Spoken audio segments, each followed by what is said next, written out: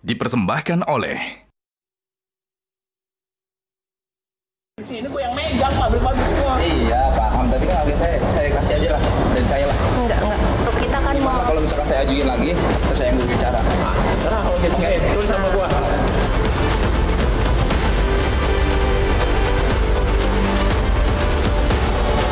Barang. Terus? Mau minta inisiatifnya aja. Inisiatif gimana?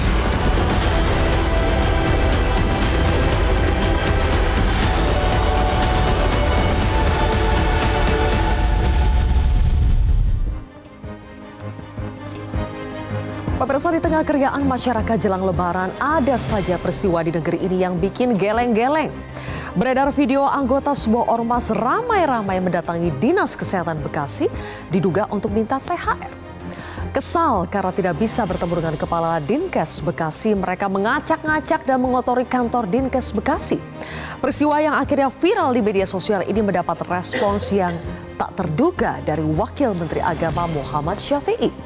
Wamenak bilang ormas minta THR tidak perlu dipersoalkan karena itu adalah budaya Lebaran di Indonesia sejak dulu kala. Kalau mintanya lebih seperti malak dan anarkis, apa termasuk budaya juga? Sementara itu, Menteri Koordinator Pemberdayaan Masyarakat Muhaimin Iskandar menegaskan THR hanya berlaku untuk karyawan, bukan ormas. Kita harus kritis melihat bahwa di Indonesia banyak preman berkedok ormas, banyak pungli berkedok THR. Jadi harus ditindak tegas, bukan dinormalisasi sebagai budaya.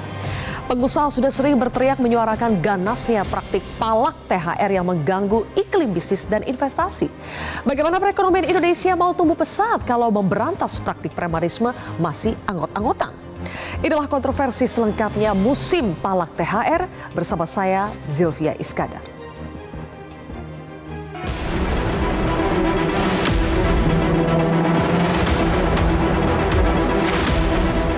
Kemarin ada beberapa ormas yang minta ke Alfamart sini, tapi untuk tahun ini sih ada 4 ormas yang kesini. Kalau dari Mas sendiri ngasihnya kadang berapa? Kalau dari pihak kita sih 50.000 per ormas. Nanti pakai uang siapa, Mas? Itu dari pihak Alfamartnya. Ntar kita bikin kayak berita acara gitu, kirim ke atasan, biasanya dari pihak Alfamart. Ganggu nggak sih, Mas, kayak ormas-ormas minta THR ini? Sebenarnya sih ganggu, cuman udah dari tahun ke tahun ya udah, kata orang lama di sini sih udah terbiasa kalau ormas minta-minta ke sini.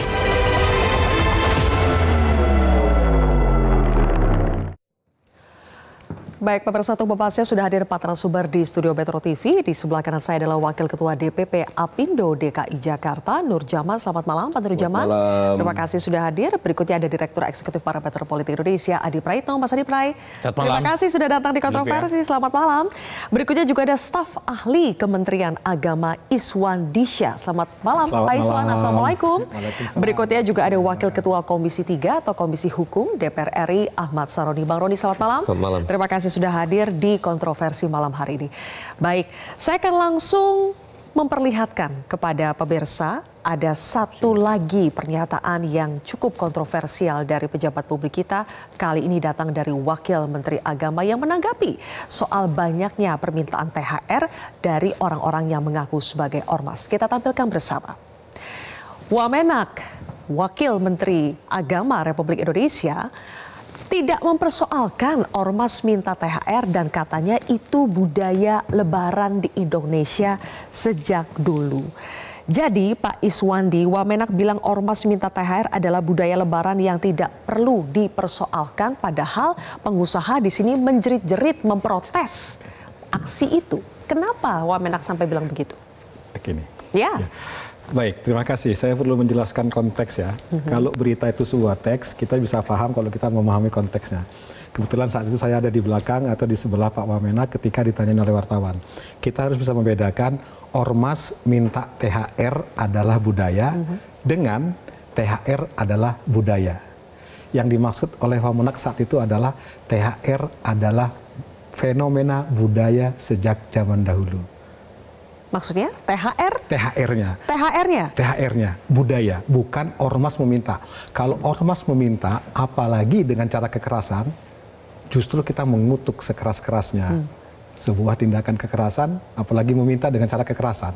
Demikian. Oke, jadi maksudnya bukan ormas minta Iya, THR-nya THR. adalah budaya, Iya. tapi THR. Itu Betul, maksud THR. Wamenak. Iya. Kalau THR ya kita tahu itu bukan hanya budaya, tapi memang sudah menjadi kebijakan, memang sudah menjadi Persis. hal yang diwajibkan oleh pemerintah untuk diterapkan pengusaha kepada pekerjanya. Kerjanya, betul. Oke. Iya.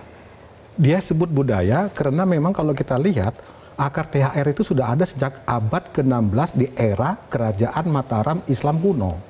Di mana saat itu raja para bangsawan memberikan sebagian kekayaannya untuk fakir miskin dalam rangka merayakan puasa.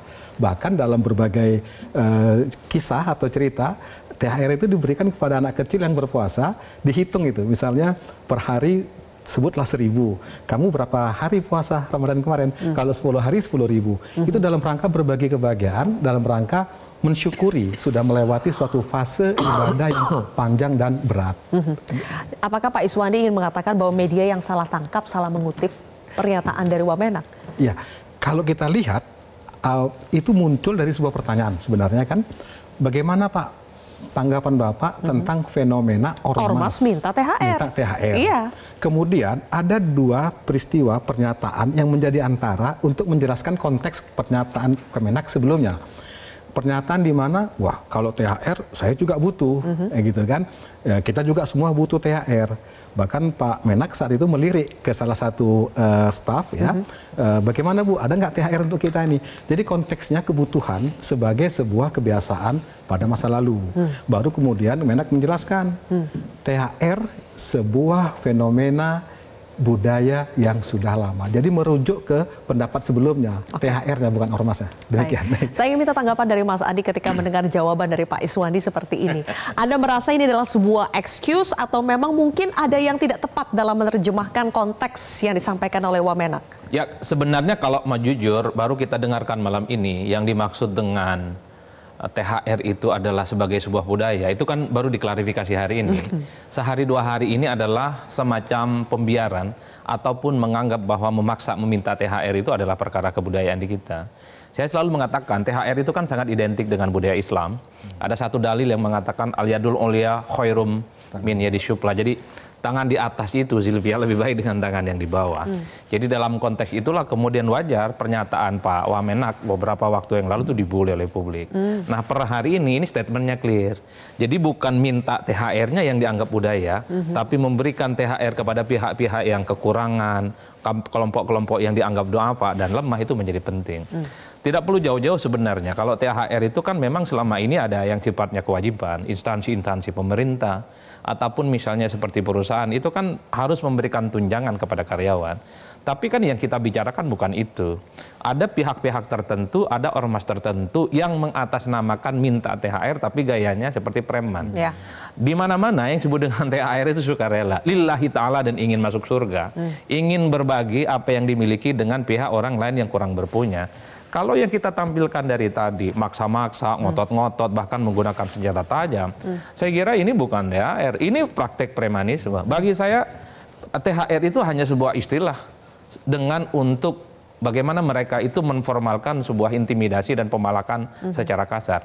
Kenapa praktik yang semacam ini sering berulang? Ya karena memang soal supremasi hukumnya itu tidak pernah tuntas. Ini bukan hanya soal menjelang Idul Fitri ataupun mau berakhir bulan Ramadan. Saya kebetulan beberapa di tempat itu punya warung UMKM, kayak warung Kelontong Madura. Hampir tiap malam kok. Atas nama apapun mereka, ada yang ngaku akamsi, anak kampung sini, ada yang ngaku ormas A, ormas B, ya pelan-pelan, cuman kalau nggak dikasih agak sedikit naik intonasinya dan bahkan agak macam-macam. Jadi ini agak mirip dengan praktek pemalakan atas nama THR. Bagi saya ini pemalakan. Oleh karena itu pihak-pihak yang berwajib, ya siapapun yang ada di sekitarnya, ini jangan biarkan yang kayak gini. Kalau kita belajar tentang civic culture, budaya demokrasi, ormas itu memang berbudaya. Ormas itu adalah mereka yang sebenarnya mandiri secara organisasi, termasuk juga soal fundraising. Di mana-mana kalau kita belajar tentang budaya organisasi masyarakat secara umum, tujuannya adalah untuk mencerdaskan kehidupan masyarakat. Kalau ini bukan untuk mencerdaskan kehidupan masyarakat, mengintimidasi kehidupan masyarakat, terutama mereka yang dinilai punya kelebihan logistik. Kan begitu, Sylvia. Baik, Pak Nurjaman, kalau tadi di video yang kami putarkan ada yang mengaku dimintai THR itu bisa 4 sampai 5 ormas, orang-orang yang mengaku ormas ya minta THR. 4 sampai 5 itu termasuk sedikit atau banyak, Pak? Sebelum ke sana saya akan kasih dulu bahwa kita mesti membedakan mana sodakoh, mana THR. Ya, Mas. Kalau sodakoh mungkin rela. THR itu bagi kami kewajiban diberikan kepada karyawan yang berkontribusi di perusahaan. Kami kewajiban, malah kan kalau kami pengusaha tidak berikan THR karena sanksi. Betul. Nah itu THR kan kewajiban bagi karyawan yang punya kontribusi terhadap perusahaan kami. Kedua, apakah tadi di pertanyaannya 4 atau 5 lebih? Itu termasuk sedikit? Termasuk sedikit kalau 5 atau lebih. Ya. Bahkan kalau 4 mungkin nggak mikir apa-apa. Nah, saya berkata ke Mas Adi tadi bahwa yang terjadi adalah sudah meminta ada maksa. Kalau sodako kan seikhlasnya kita minta, mungkin relatif lah. Dan ini memang sudah dari dulu, bukan baru kali ini. Cuman kami dunia usaha tidak punya kuasa untuk membantah itu. Kenapa? Hah? Ya panjang kali lebar urusannya. Maksudnya? Kan gitu loh. Kalau kita melawan kalau menolak arus, memangnya kenapa? Ya panjang kali lebar urusannya. Apa? Ya tadi kan ngomongnya luar biasa. Intimidasi pasti. Ya mungkin. Ya, ada kekerasan. Kekerasan bisa ancaman. terjadi, ancaman mungkin. Ngomong luar biasa. Diganggu. Pasti tidak. Gini, saya mencatat ada lebih kurang 4 atau beberapa poin di dalam kejadian yang saat ini.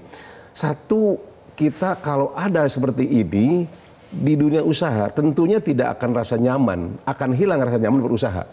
Padahal kami berusaha itu butuh rasa nyaman, butuh rasa keadilan, butuh rasa investasi kita, butuh keramahan.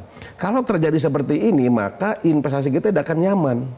Padahal kita menciptakan, jujur gini, bahwa kita dunia usaha ini bukan hanya nyari keuntungan belaka. Kalau nyari keuntungan saat ini ekonomi kita sedang tidak bagus-bagus saja, dunia usaha sekarang lagi kurang bagus. Kita bisa buktikan bahwa pemerintah juga bilang saat ini ekonomi kita tidak baik-baik saja. Dunia usaha lebih parah lagi. Kenapa? Ditopang dengan dunia usaha bagus maka ekonomi kita bagus. Nah, ekonomi kita sedang tidak bagus maka pemerintah pun menjerit kan? Ekonomi kita sedang tidak baik-baik saja. Ini karena apa? Karena investasi kita sedang tidak baik-baik saja. Dan salah satu faktornya adalah? Salah satunya adalah terjadi preman dan lain sebagainya. Premanisme. Sehingga kenyamanan untuk bekerja, kenyamanan berusaha akan terganggu. Dan ini persoalan klasik yang tidak selesai-selesai sampai tahun 2025. Perlu hadir negara, perlu pemerintah. Karena kita tidak kuasa untuk melawan itu. Nah di sini ada pemerintah, ya, ada beberapa teman-teman di Dewan. Nah, bagaimana menciptakan hal tersebut? Kita langsung tanya ke Bang Roni. Bang Roni, negara acap kali dianggap tidak hadir ketika berbicara soal premanisme. Ini persoalan klasik tapi kenapa terus berulang sampai sekarang, Bang? Ya itu tadi, pembiaran pada tingkatan yang tadi sebelah kita bilang tadi, budaya. THR dijadikan budaya. Nah, problemnya sekarang adalah negara kita lagi tidak baik-baik aja. Premanisme mengatasnamakan ormas untuk mendapatkan THR itu. Sebelumnya, kalau lagi dunia usaha baik-baik aja, kan ini nggak perlu terblow up. Toh pasti dia kasih. Tapi karena sekarang lagi suasana usaha lagi nggak baik, maka premanisme ini muncul di dunia modernisasi sekarang. Di videoin, diviralin. Nah, apapun ceritanya ormas yang melakukan premanisme terhadap permintaan yang tidak layak, polisi harus bertindak. Nah, kenapa polisi harus bertindak? Apapun ceritanya ormas yang mengatasnamakan permintaan THR yang disebut tadi masalah budaya, maka siapapun ormasnya wajib ditangkap. Dan selama ini memang penegakan hukum kepada aksi-aksi premanisme, preman berkedok ormas, pungli berkedok THR, itu bagaimana, Bang Roni? Nah, ini semua tadi tergantung dari penegakan hukum. Nah, dalam sisi lain, ormas-ormas ada yang notabene di-backingin oleh penegakan hukum. Nah, inilah ormas juga di-backing aparat? Dua-duanya, penegakan hukum, aparat, dan para pejabat yang melakukan backing daripada ormas. Apalagi ormas besar-besar sebenarnya. Nah, kita sekarang pengen pemerintah dalam hal ini Pak Presiden sudah ngomong mengatasnamakan ormas untuk melakukan premanisme, sikat. Nah, itu jelas kok. Kalau itu tanpa ada aturan lagi, Kapolri, Panglima TNI siagain untuk jagain Republik ini dari premanisme.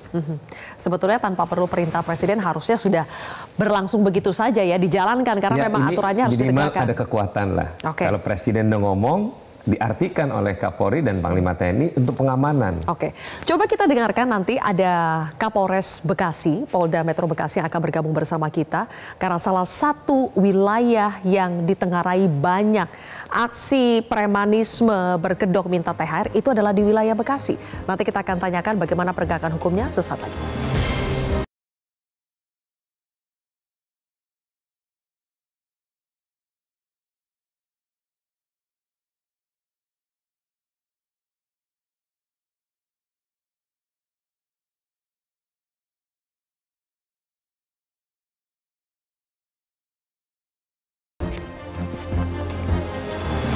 Anda kembali di Kontroversi Pemirsa dan saat ini sudah bergabung Kapolres Polda Metro Bekasi, sudah ada Kombes Pol Mustafa. Selamat malam Pak Mustafa. Selamat malam Mbak Julivia. Baik Pak Mustafa, Bekasi ini adalah salah satu wilayah yang paling sering mengalami gangguan ormas menurut HKI, Himpunan Kawasan Industri. Karena memang Bekasi adalah kawasan industri ya.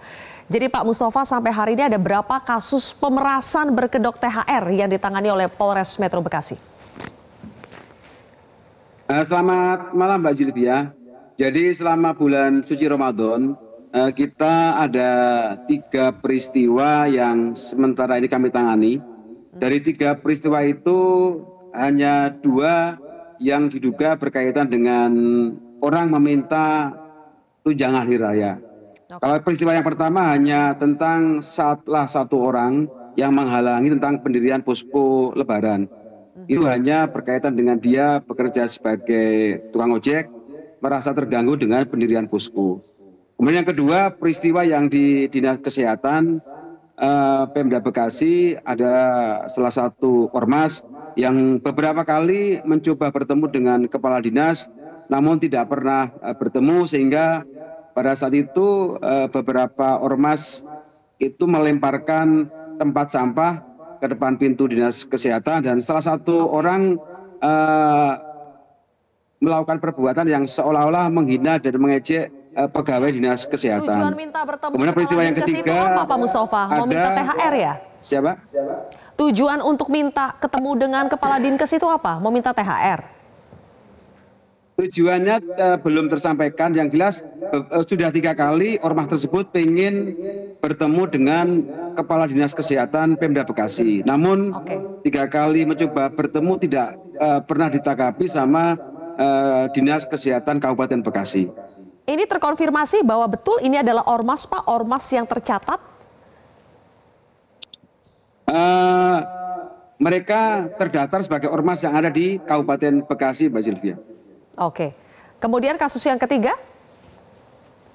Kasus yang ketiga adalah kasus yang di Pasar Cibitung. Jadi di Pasar Cibitung ada 4 orang yang memang dia bertugas sebagai pemungut retribusi dari salah satu UPTD pasar di Pasar Cibitung. Namun pada saat dia menagih retribusi, pada hari itu dia dalam kondisi mabuk karena mengkonsumsi minuman keras. Dan pada saat dia memungut retribusi, dia meminta THR dengan setengah memaksa kepada para pedagang agar memberikan sejumlah uang kepada mereka dengan istilah setahun sekali ini buat THR gitu Mbak Sylvia. Oke. Itu 2 kasus yang viral ya Pak, makanya sudah ada nih penegakan hukumnya. Apakah selain yang tidak viral di media sosial juga ditangani oleh Polres Metro Bekasi? Ada aduan-aduan yang masuk ke Polres Metro Bekasi? Jadi kami menangani 3 perkara Mbak Sylvia, dan 3-tiganya kami laksanakan proses penegakan hukum. Jadi saya juga berterima kasih kepada masyarakat yang mungkin menyampaikan kepada kami. Kami juga sudah mengkonfirmasi kepada beberapa perusahaan pasca penegakan hukum yang kami laksanakan, yang biasanya ada orang yang mengirimkan surat untuk meminta THR, sampai dengan hari ini tidak ada lagi Mbak Sylvia. Karena melihat ada kasus-kasus yang ditangani ya. Pak, tapi di sini kami tadi di studio berdiskusi. Ada pernyataan misalnya dari Bang Roni di sini, Wakil Ketua Komisi 3 yang mengatakan kenapa praktik pungli berkedok minta THR itu menjadi masalah klasik di Indonesia. Salah satu faktornya karena ada backingan dari aparat.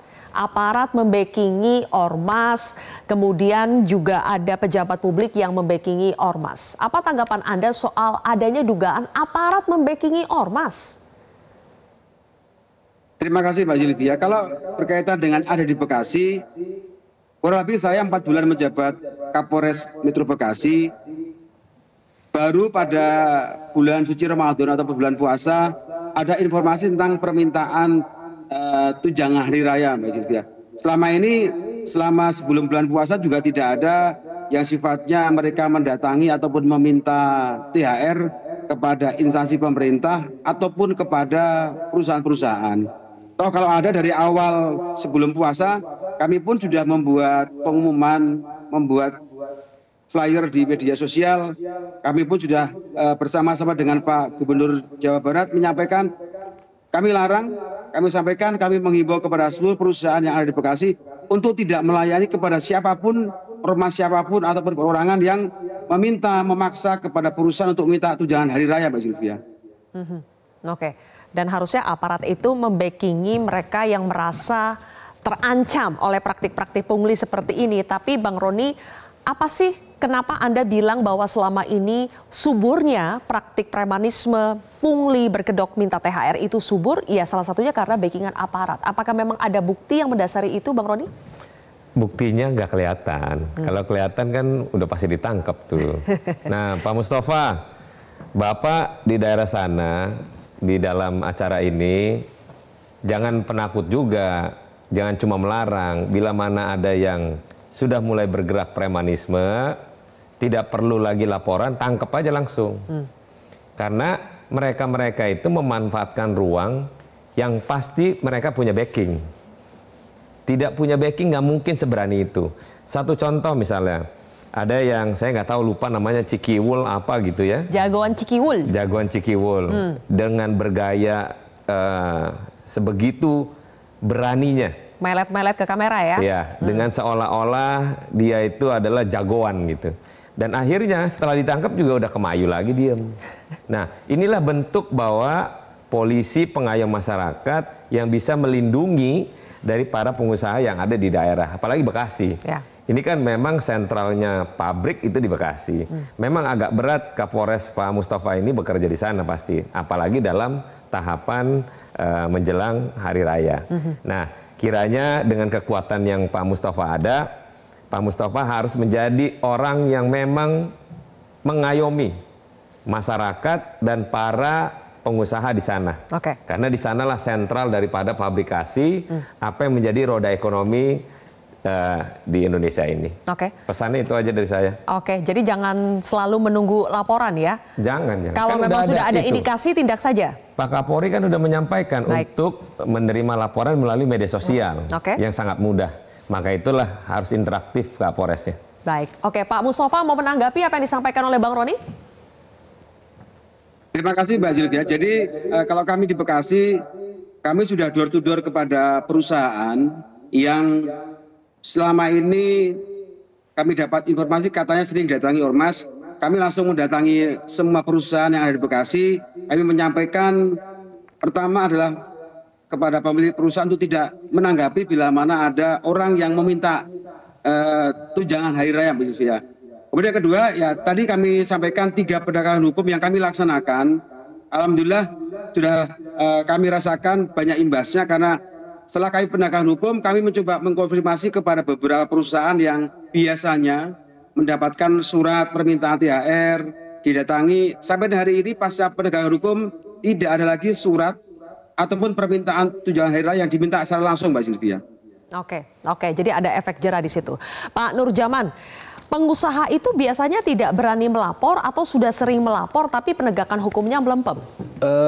Begini, kebanyakan tidak mau melapor. Kenapa? panjang kali lebar urusannya. Panjang kali lebar terus nih Pak. Iya, jadi percuma. Maksudnya panjang kali lebar gimana? Begini, yang diharapkan tadi sudah Bang Doli sampaikan bahwa yang diharapkan itu penegakan langsung dari aparat pemerintah yang ada di daerah atau dimanapun juga, termasuk dari kepolisian, tidak menunggu laporan, ya, mendingan langsung tindakan. Atau sekarang gini. Kenapa kalau melapor apakah memang kosnya jadi lebih mahal lagi? Bisa seperti itu. Bisa seperti itu. Jadi yang harapan gini Mas Subia, yang diharapkan itu sekarang kan ini bukan hanya untuk hari ini, tapi kedepannya kan bagaimana? Jangan sampai penegakan hari ini Pak Kapolres sudah menyampaikan itu sehingga tidak ada. Dijamin nggak tahun depan? Ya. Kita kan nggak menjamin tahun depan. Apalagi Pak Kapolres baru 4 bulan, kan itu. Baru menemukan hal ini. Sebaiknya dari sekarang itu bikin aja pengumuman atau pemerintah mengeluarkan satu statement dalam bentuk tulisan, mau berbentuk keputusan presiden atau keputusan Kapolri, bikin yang paling gede di kawasan industri atau di perusahaan, yang paling gede dilarang untuk memberikan sumbangan apapun terhadap permintaan THR dan lain sebagainya. Karena gini, kalau tadi dikatakan bahwa THR itu budaya, bukan budaya THR itu. Itu bukan budaya. THR itu adalah kewajiban pengusaha untuk memberikan kepada karyawan. Cuman suka salah tafsirkan sedikit-sedikit THR. Salah. Jadi bukan budaya THR itu. Budaya itu minta jadi budaya. Mintanya di budaya. THR bukan budaya. THR itu adalah normatif yang diberikan oleh pengusaha kepada karyawannya. Sehingga kalau perusahaan tidak memberikan THR kan kena sanksi juga. Nah, oleh karena itu mesti membedakan mana budaya, mana THR. Ya. Apalagi tadi disebutkan bahwa THR itu ala kadar tidak. Tidak ala kadar THR itu adalah kewajiban bagi karyawan dengan ada suatu ketentuan yang harus dilaksanakan oleh perusahaan kepada karyawannya. Oke, baik. Mas Adi, political will dari pemerintah apakah kurang, hanya sebatas omon-omon saja? Makanya praktik pungli berkedok THR itu masih eksis sampai hari ini. Ya, saya kira memang penindakan langsung itu adalah sesuatu yang menjadi yang kita sering saksikan. Jangankan misalnya pengusaha-pengusaha yang besar, kita yang dagang-dagang di pinggir jalan hampir tiap saat kok dipalak. Per hari minta 10.000, besoknya 20.000, taruh gerobak baru dia harus bayar 300.000 dan seterusnya. Demi keamanan alasannya. Demi keamanan ini masuk kawasan ormas tertentu dan seterusnya. Jadi bukan saja pada bulan Ramadan jelang Lebaran ya. Ini yang di level pinggir jalan. Bagaimana bisa dibayangkan di level-level pengusaha. Itulah yang saya sebutkan. Ini bukan soal THR, ini pemalakan ini dan ini premanisme dan ini tidak bisa dibiarkan. Saya membaca kenapa ini selalu terulang karena tidak pernah ditindak. Mungkin karena dianggap sepele, oh cuma 300.000 kok, paling akumulasinya dari sekian banyak gerobak yang dia palak 10 juta. Jadi orang mau melaporkan agak sedikit hopeless dalam konteks itu. Apalagi kalau yang melaporkan itu nggak punya backing, bukan hanya panjang kali lebar, birokrasinya panjang gitu ya. Didatangkan lagi seakan-akan kita tidak pernah melapor, padahal sudah berulang-ulang menegaskan bahwa ada sesuatu yang memang sudah terjadi. Mungkin memang saatnya adalah memviralkan seperti apa yang terjadi di Bekasi, di videoin ada ormas datang mengintimidasi, maksa, merusak, dan itu yang harus terjadi. Lagi-lagi harus viral dulu ya? Ya, itu yang kemudian memang dalam praktiknya. Yang saya heran itu kok orang yang melakukan kayak gini nggak ada takut-takutnya kok, dan seakan-akan memang tidak pernah tersentuh. Bahkan orang yang melakukan pemalakan yang semacam itu, orangnya itu-itu saja, ormasnya itu-itu saja, dan aman-aman saja, Sylvia. Wajar kalau kemudian sehari dua hari ini kita mendengarkan bahwa Indonesia memang dalam banyak hal itu darurat preman. Nah, cuman memang harus kita akui, kalau kita bicara tentang THR, ini kan adalah istilah yang digunakan secara serampangan. Abang kita yang dari Apindo misalnya sudah menegaskan bahwa sebenarnya THR itu adalah kewajiban bagi staf misalnya, ataupun bagi karyawan. Tapi belakangan ini yang disebut dengan THR, semua orang yang dikira punya duit, apakah dia itu orang biasa ya dimintain THR. Sekelas saya, dosen, peneliti, hampir setiap hari saya menerima WA, Bang Bro, THR adakah? Kira-kira begitu. Iya kan? Apalagi Bang Sahroni, pimpinan Komisi 3, Komisi Basah, pasti WA-nya penuh permintaan THR. Apalagi basis konstituennya banyak kan. Itu yang saya kira bahwa memang THR itu selalu dijadikan sebagai momentum untuk meminta sesuatu, tujuannya adalah memeriahkan bagaimana Idul Fitri itu bisa mantap. Nah, konteksnya pemalakan yang dilakukan oleh ormas bukan THR. Ini hanya menggunakan momentum Idul Fitri untuk malak orang dan perusahaan-perusahaan yang dinilai banyak uangnya. Itu saja. Dan mungkin gini Mbak, yang seharusnya bukan hanya tindakan sesaat, tapi bagaimana pemerintah membuat satu regulasi dalam pendirian ormas. Ormas itu mesti diteliti, mesti dievaluasi tentang pendirian ormas. dibersihkan lah. Mana ini orang, apakah ini ormas bener atau hanya ormas-ormasan? Mesti harus dilihat bagaimana itu ormas itu, apakah ini ilegal atau legal. Terdaftar loh Pak, tadi misalnya contoh yang disebutkan oleh Pak Kapolres. Apalagi kalau berarti ada satu yang kurang bagus di dalam penetapannya.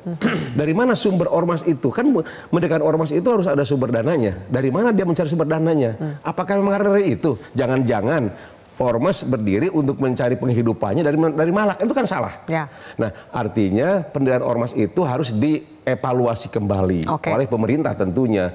Nah, kami kan tidak bisa mengevaluasi itu karena yang berdiri mungkin dari Kementerian Agama, dari Bang Saroni yang menginisiasi pendirian ormas tersebut. Kami tidak melihat ormas besar malak. Muhammadiyah nggak pernah lihat dengar, NU nggak pernah, apalagi yang besar-besar nggak pernah kan kita mendengar bahwa ini dari NU atau nggak ada. Berarti kan benar tuh. Nah, ini yang mesti diteliti, itu yang dievaluasi itu ormas-ormas itu terlalu banyak sekarang. Bagaimana cara mengevaluasi tersebut sehingga mereka ada efek jera. Ormas itu mesti dihilangkan. Kita akan tanya ke Pak Iswandi dan juga ke Bang Roni, tapi usai jeda pemirsa, kita akan kembali sesaat lagi.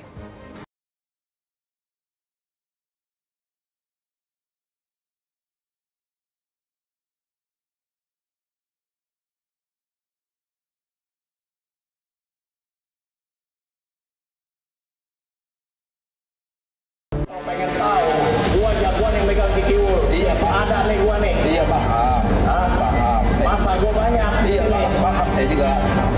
Kalau gua tutup jalan di depan baru bisa bergerak. Siap. Hah? Ya, Bu. Ya gimana? Kita kan sesuai prosedur juga, Pak. Prosedur penting. Gua mau ketemu pimpinan sini siapa? Itu soal pungli di kawasan Presiden tadi merintahkan untuk akan merintahkan TNI Polri ya tadi ya, untuk tadi dengan kejaksaan untuk melihat seperti itu. Kita harus tindak hal-hal semacam itu, nanti dipelajari dengan baik ya. Pokoknya harus tertib.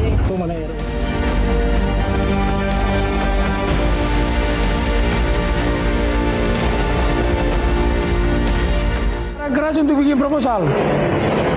Saya larang keras grip untuk meminta-minta. Tetapi kalau memang kamu mau minta, teman kamu sendiri, sahabat kamu sendiri pengusaha, kamu datang, brother, aku mau bikin kegiatan ini, aku minta disupport. Tapi saya larang keras untuk bikin proposal. Kalau ketua DPD saya, ketua DPC bikin proposal, aku minta langsung dipecat.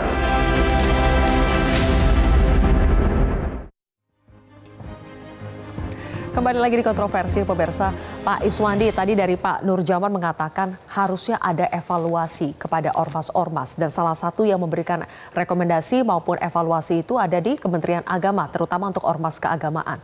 Apakah itu dilakukan Pak? Evaluasi berdasarkan track record, apakah ada yang nakal-nakal seperti itu? Apakah itu dilakukan oleh Kementerian Agama? Ya, jadi Kementerian Agama memang memberi rekomendasi bagi pendirian ormas-ormas keagamaan. Bukan ormas-ormas non-keagamaan seperti ormas kepemudaan, ormas etnis dan segala macamnya. Nah, dari rekomendasi itulah kemudian baru nanti diajukan atau diarahkan ke Kementerian Hukum untuk dikeluarkan izin.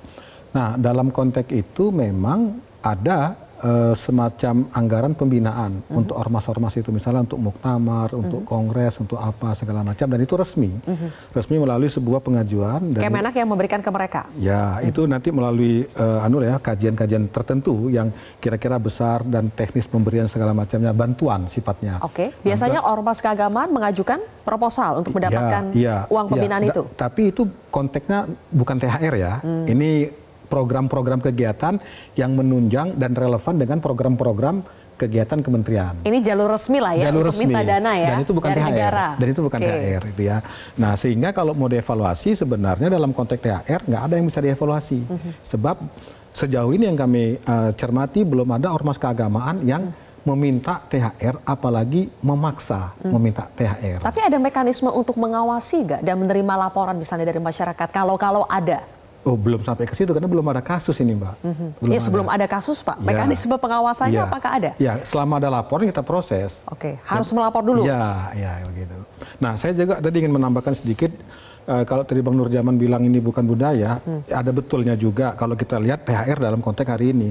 Tetapi THR yang kita pahami dalam konteks panjang sejarah itu kan formalisasi sebuah tradisi Ya, kalau kita lihat sudah ada tradisi memberi-beri ketika bulan Idul Fitri itu. Nah, tradisi itu kemudian kan digunakan oleh pemerintah di era Perdana Menteri Sukiman tahun 50-an kalau saya nggak salah. Kemudian untuk memberikan bantuan pinjaman perskot namanya bagi ASN atau PNS dalam rangka menyambut bulan Idul Fitri. Nah, itu yang kemudian para buruh cemburu kan kira-kira, ya ini yang diberi kok pegawai negara, tapi pegawai swasta kok enggak.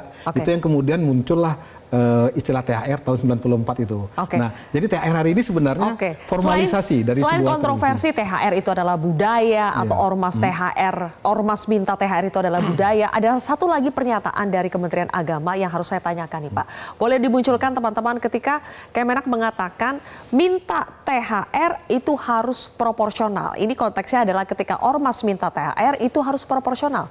Maksudnya proporsional itu bagaimana Pak? Ya prosedural yang tadi itu. Jadi ini juga saya nggak tahu konteksnya ya Pak Dirjen Bimas. Saya nggak bisa mengomentari sesuatu teks tanpa konteks. Kalau dari teks ini pemahaman saya pengajuan itu lewat mekanisme. Misalnya ini ormas yang terdaftar. Kalau nggak terdaftar berarti kan ilegal Mbak.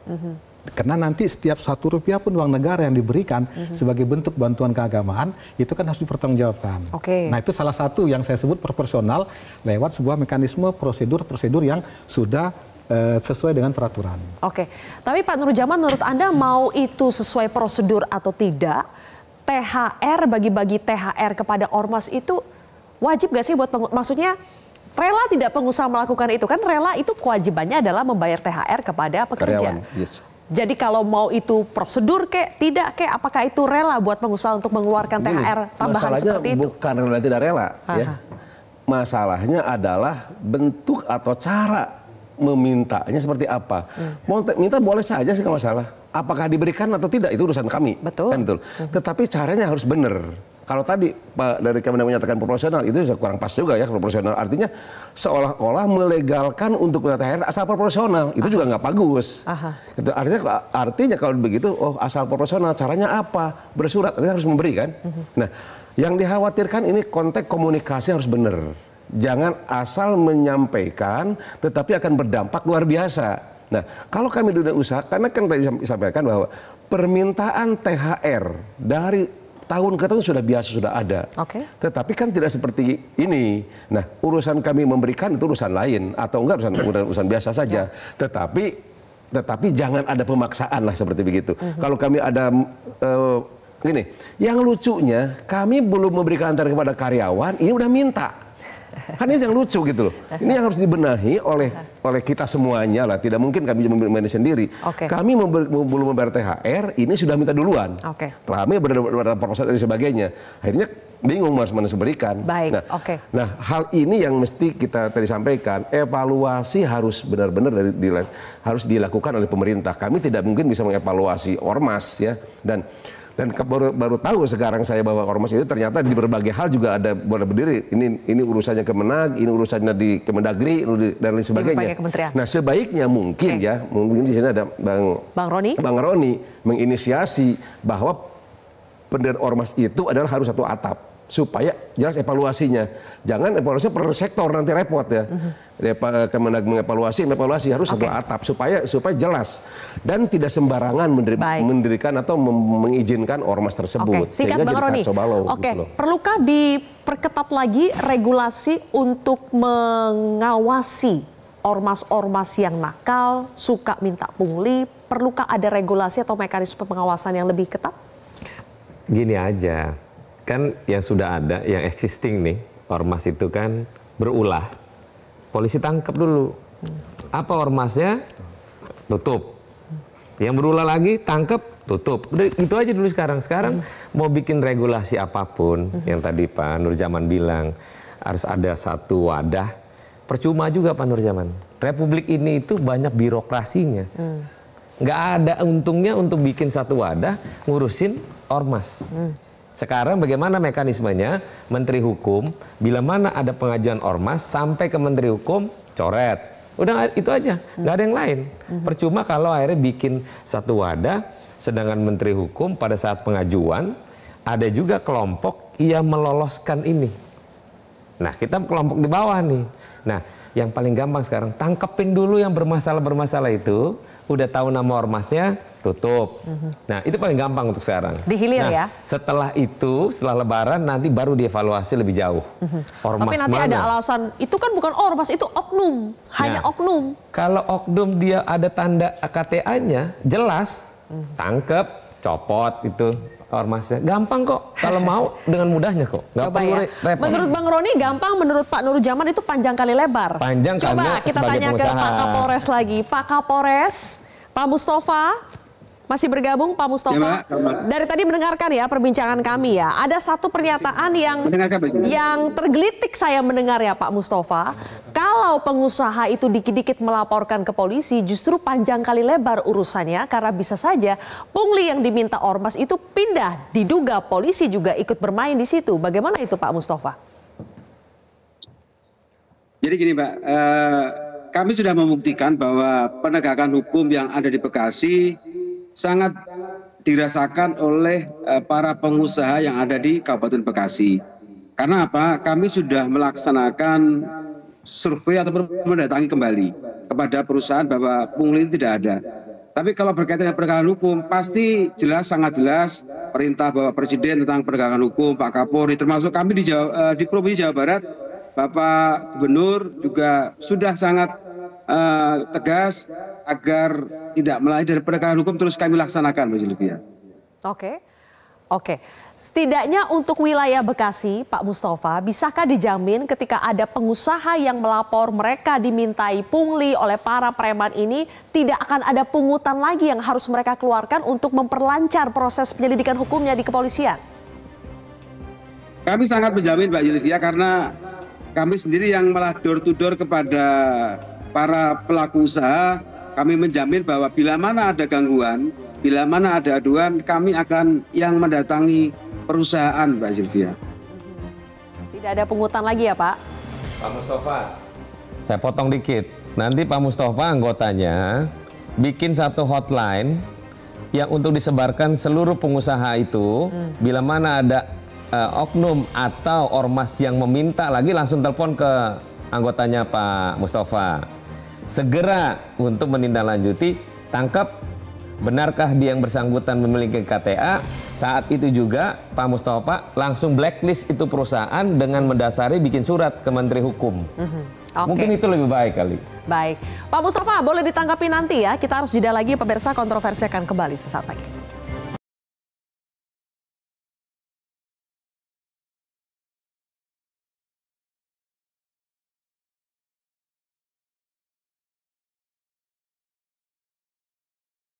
Baik, terakhir Kapolres Metro Bekasi, Pak Mustafa, silakan direspon tadi Bang Roni yang meminta dari Kepolisian Metro Bekasi untuk punya hotline supaya masyarakat, pengusaha bisa mengadu kalau ada pungli kepada mereka. Silakan tanggapannya, Pak.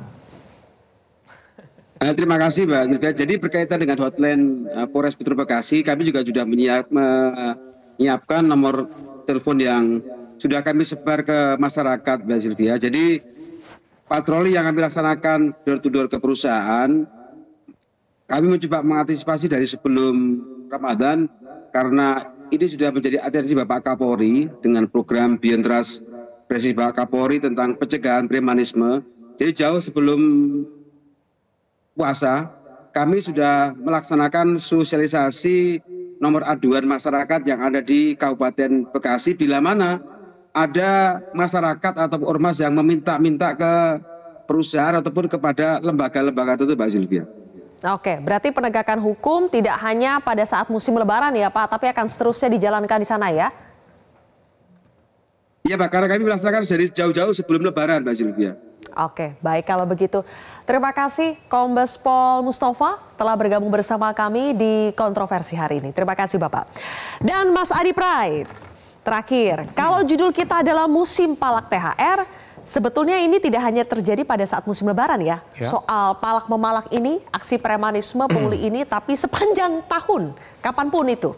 Jadi Sylvia, kalau mau jujur sebenarnya ada ormas yang sebenarnya sangat mudah untuk men-tracking apa kegiatan mereka. Misalnya soal empowering dan pemberdayaan terhadap masyarakat. Mereka itu memberikan semacam pendidikan, advokasi dan terusnya. Tapi banyak juga ormas di Indonesia ini nggak jelas. Laya mutu, walayah ya, ormasnya ada, kegiatannya tidak ada. Yang justru muncul adalah proses-proses pemalakan itu. Kalau kita ingin menggunakan premanisme itu sebagai bagian dari mata rantai kemiskinan, itu yang disebut oleh Kamerten sebagai bentuk kegiatan-kegiatan yang sifatnya ilegal untuk mendapatkan uang. Jadi orang kalau dia terasing secara ekonomi, dia miskin dan tidak punya akses ekonomi secara formal, nggak dapat pekerjaan, dia menggunakan cara-cara ilegal. Cara ilegal itu bisa dilakukan secara personal atau secara berkelompok.